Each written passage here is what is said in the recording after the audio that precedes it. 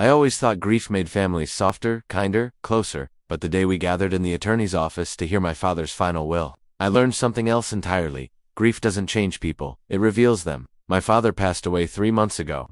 Heart attack. Sudden, cruel. He wasn't a rich man, but he built things with his hands. Rental cabins, a lakeside workshop, a small piece of land he always said would stay in the family forever. I believed him. My brother, Daniel, didn't. The day before the will reading, he'd shown up at my door with one hand on my shoulder and the other already reaching for something that wasn't his. You know, Dad wanted me to run things, he said. It's only practical if I inherit the land. You don't even live here anymore. I laughed. He didn't. That was the moment I realized Daniel wasn't grieving, he was positioning. I didn't argue. I didn't fight. I recorded, because something about the way he said Dad wanted me to run things sounded rehearsed, like a line he'd repeated in his head until he believed it, and I had no idea how far he'd go. The attorney, Mr. Kepler, sat behind a heavy oak desk, the kind of desk that made you feel judged before anyone even spoke. My mother sat quietly, hands folded, eyes distant.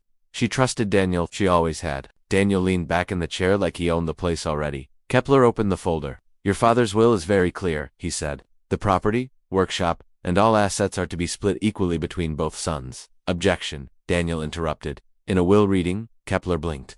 This is not a court, it's invalid, Daniel said. Dad changed the will.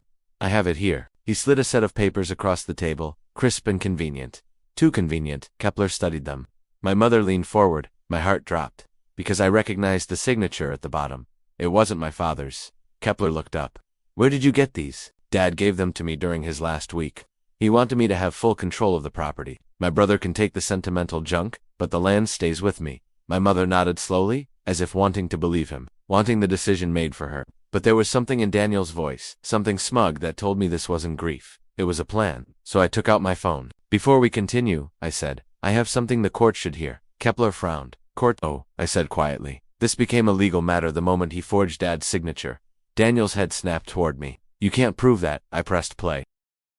The room filled with my brother's voice. Once the will is changed, I'll take the land. He'll fight it, but he always folds. He's weak. He doesn't deserve what Dad built. A pause, a laugh. If this doesn't work, I'll say Dad didn't trust him. Everyone believes me anyway. My mother gasped. Kepler froze. Daniel shot up from his chair. This is taken out of context. It's unedited, I said. I already sent the file to the court and had it timestamped. My brother stared at me, eyes cold, calculating. You think you're smart? He hissed. No, I said. Dad was. He told me to stay quiet, to watch, to wait. Daniel lunged toward the papers, trying to snatch them back, but Kepler pulled them away. These signatures, he said carefully, don't match your father's legal documents, and this recording makes their origin extremely concerning. My mother whispered, Daniel, what did you do? He didn't answer. He didn't have to. 2 weeks later, we stood in an actual courtroom, the place my brother thought he'd never end up. His lawyer spoke first, making excuses about misunderstandings and emotional decisions. Then the judge turned to me. Mr. Anderson, do you have evidence? Yes, Your Honor. I played the recording again, but this time, I also added the second part, the one I didn't play in the attorney's office. Daniel's voice returned. If I can get Mom on my side, the rest is easy. He won't fight her. He never does. My mother covered her mouth. The courtroom fell silent. The judge leaned forward. Mr. Anderson, she said to Daniel, this appears to be a deliberate attempt at fraud. On family, no less. Daniel looked at me, not angry, not ashamed, but terrified. And for the first time in my life, I realized something. He never saw me as a brother, just an obstacle. The judge didn't deliberate long. She didn't need to.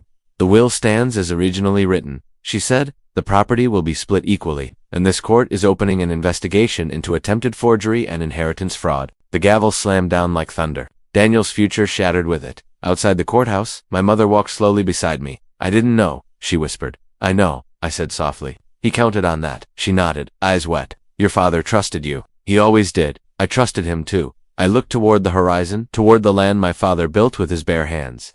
Daniel wanted it for power. I wanted it for memory. And that day, I realized something he would never understand.